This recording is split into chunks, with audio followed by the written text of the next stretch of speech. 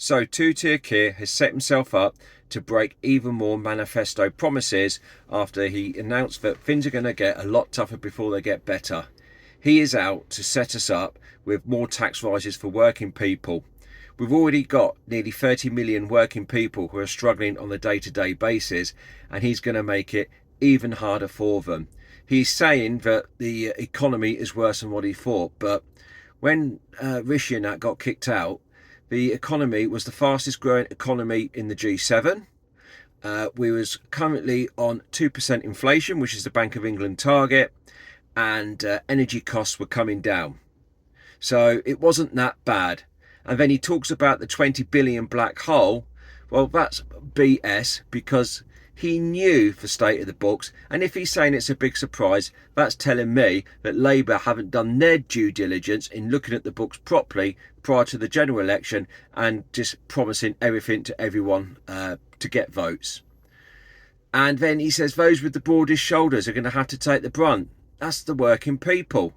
And this is a guy who has taken donations of £12,000 for suits and £2,000 for glasses. That is more than what some people earn in a year. It's just double standards, and it just smacks of just complete not reading the room of the British people. And then he's on about this black hole.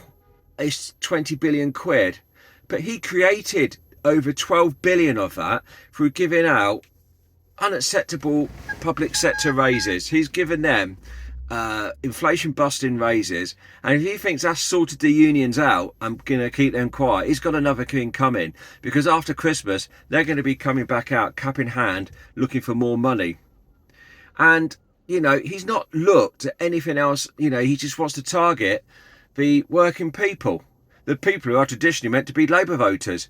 He has said nothing about how he's going to reduce the illegal migration bill. There's 12 billion quid.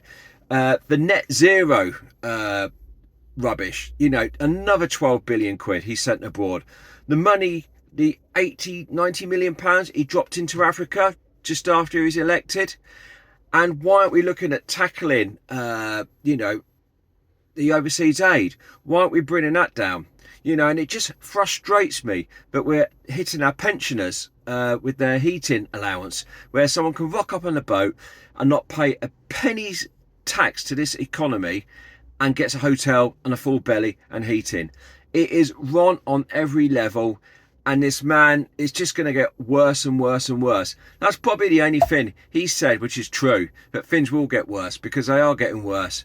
What do you guys think? Can we put up with this Labour government for much longer? What are the options? What can we do? I'd like to know what your comments are.